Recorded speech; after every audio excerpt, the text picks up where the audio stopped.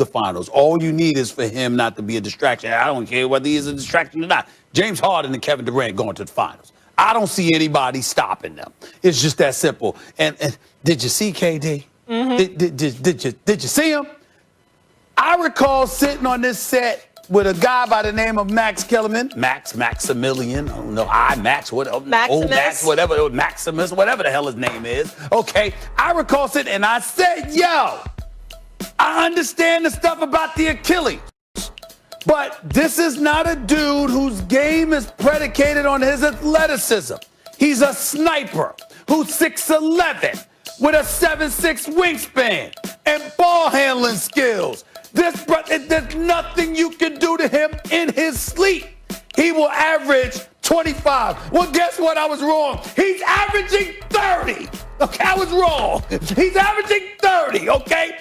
On 54% shooting and 48% from three-point range in his first 10 games back from an Achilles tear after an 18-month layoff. He's averaging 30. Yeah. He ain't even getting warmed up yet. He looks okay to me.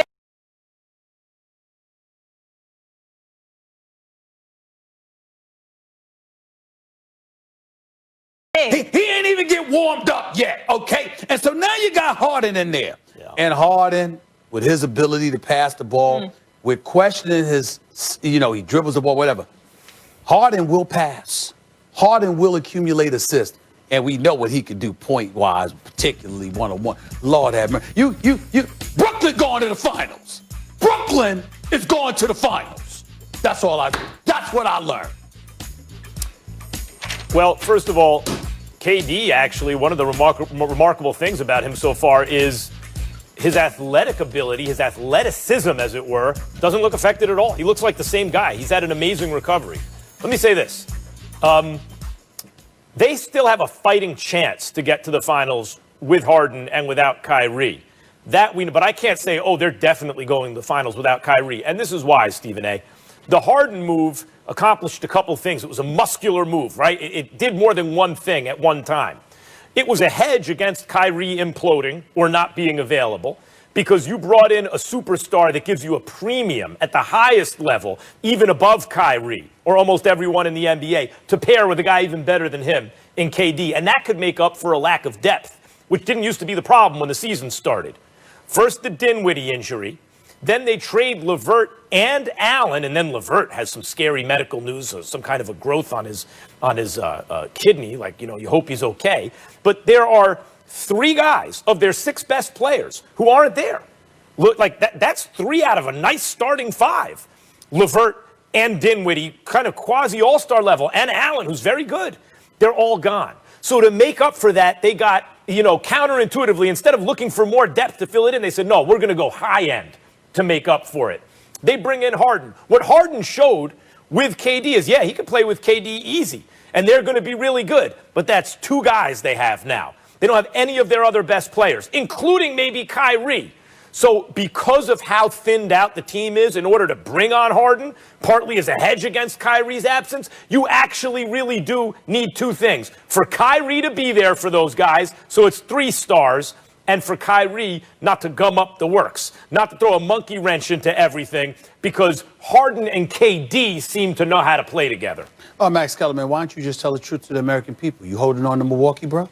I mean, you wrong 2 years in a row. You said that you went from Giannis being the best player in the world to number 5 over a weekend. And then in the bubble, you picked them to beat Miami. You were wrong about those two things. Is that what this is about, Max? You holding on hope because they got Drew Holiday and they still kept Middleton and they got Giannis, the Greek freak. Are you still holding on to Milwaukee coming out of the East? Is that what this is all about? You going for the 3 strikes and you're out? I'd rather, how much you love baseball? I would much rather Brooklyn come out of the East. A New York team that's not the Knicks playing for a championship against the Lakers probably would be amazing. I'm not holding on to Milwaukee. I'm just saying Brooklyn's it's going to take more than 2 guys. Yeah, 2 guys. Defensively, offensively, they don't need anything but those 2. It's like that. Yeah, I'm just sad I can't go to games. You will be. I think you will be by the time July rolls around. Hopefully soon. Last year I went to a few. By the time June, July rolls around, you'll be able to go. That was a lot of fun. I hope so. All right, we'll leave it there, guys. When we come back, we're going to recap. Chooses. Allow me to introduce myself indeed. First 30-point triple-double in a team debut all time. 7th player with any sort of triple-double in a team debut all time. Let's hear from the Beard. Hey, James, congrats again on the win. Your teammates out there learning, getting to know you. What did you, though, learn about your teammates tonight? We have some special talent in his locker room. Very versatile shooters, playmakers, defenders, a little bit of everything. And that's what you're going to need, especially when it comes postseason. Obviously, we haven't built as much chemistry as we would like. But that first game, it felt good to be out there on the court and just, giving guys confidence, giving guys energy. And that's what it's going to take throughout the course of the year. And once you build that up and guys believe in each other, then it's pretty scary. Malika Andrews with ESPN. Hey, James, I'm wondering if there was any sense of this was like riding a bike, getting back out with Kevin Durant. I'm a hooper. So I just, like I said, I'm very unselfish. I'm willing to just do whatever it takes to win. And obviously, KD is just a elite, like just different type of basketball player as far as the way he's able to score the basketball. It's so easy for him, and I know that. So I just want to make it a little bit more easier if I can. And then, for the rest of the teammates, our shooters and our bigs, make it easier for them. So yeah, it was pretty easy out there. Greg Logan with Newsday. James, yesterday you said when you were asked what talent do you need to improve or emphasize or whatever, you said playmaking. And it seemed like that's what you were concentrating on tonight.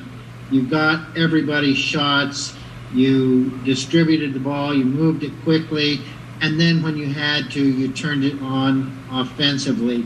So can you say, is that you expect that to be your approach going forward, especially when they add Kyrie Irving to the mix? For me, I'm just, I have so many dimensions to my game. I just take whatever the defense gives me. I play the game the right way, or at least I try to every possession, and just takes whatever the defense is giving me. And like I say, whoever has the hot hand, that's who deserves the ball. The basketball finds energy. It finds people that have good energy, good spirit. So that's what I try to bring to the game tonight. Brian Lewis with the New York Post. Hey, James. It's hard to get in somebody else's head, but you made it pretty clear that you wanted to be in Brooklyn, and at least it seemed like you were really enjoying yourself out there tonight. I'm just curious, now that the game's over, did it feel like what you expected, and how did it feel? How would you describe it? It felt unbelievable. I hope you can tell by my smile and my play. Just excited, and for the opportunity. This is an unbelievable organization from top to bottom. And, for me, all I have to do is just go out there and be the best, James Harden I can be. And, good things will happen. Christian Winfield with the New York Daily News. Hey, James, one thing about you and Kyrie and KD as it pertains to you guys' offensive talent is that you guys can kind of tell what the defense is going to do before they do it. How do you think that is going to help guys like Joe, guys like DeAndre, when the defense can't really help off of, we saw today, defense can't help off of Joe. He's going to hit a three. Defense can't help off of the guy down low. You got to throw the lob up top. How does that make this team better that you guys all know what the defense is going to do and they can't really double you? Once we go through every scenario, and it's only maybe 4 or 5 that teams can really do against us, and throughout the course of the year that's going to happen, once we figure out, okay, they're doing this tonight, this is how we attack it, or they're doing this tonight, this is how we attack it. Once we get that, it's basically up to us. And I'm so excited for Kai to get back. He's a key piece to what we're trying to do. And the chemistry, as soon as we can build that, as soon as we can be on the court together, it's going to be scary hours. Alex Schiffer with The Athletic. Hey, James. Jill and Kevin were kind of saying how, early on everyone was maybe a little too pass happy and not taking just what point in the game did you kind of start to feel you got into a rhythm and got comfortable? I had, 9 turnovers throughout the game, and maybe 6 or 7 of them were to, looking to get guys and DeAndre get them lobs that's me being unselfish. That's me trying to get guys involved. But at the end of the day, I just still got to be a player at the end of the day and score when I need to score, and when the pass is there, do it. So first game, I'm happy to get it out the way. Now we can watch some film and get ready for our next opponent. Brian Mahoney with the Associated Press. Hey, James, how did your preparation today? Did you know for sure you'd get to play, or if not, when did you find out? And, without not knowing many of the kind of plays and things like that, is it almost more fun that you get to figure it out yourself a little bit more as opposed to kind of having things scripted? I mean, I have, had multiple conversations with our coaching staff on what we're trying to accomplish on both ends of the ball. So pretty much I'm familiar with it, and I know, where spots where to put our players in. And then it makes it easier when you have Kevin Durant on your team who can take some of the pressure off of you as well. So, like I said, it's a long way to go. It's a process, but I think just watching film, getting better, learning where guys like to be. We have some unbelievable shooters, trying to get them more shots so they can feel more involved in the offense, getting our bigs more, paint points, and just kind of directing people and guiding people to where they should be so they can be more effective. I think once that happens, our team will be a lot better. Ian Begley with SNY. James, it's not a basketball question, but could you share anything about what you had to give Landry Shamet for number 13? I'm sure he'll post it when I give it to him. Nah, that's big time though. For him to sacrifice that, I got to make sure I get him something. And last question, Jen Williams with Fox 5 New York. Hey James, you said you came to Brooklyn to play for a contender. I know it's just the first game, but keeping that in mind, how are you feeling about that decision after the first game? It felt great. I mean, even from when I stepped foot into the building, it was open arms, and like I said, it's anything I need, they're there for me. They're making sure I'm getting my work in, making sure that everything is laid. So all I got to do is go out there and just be me. For me, in return, I got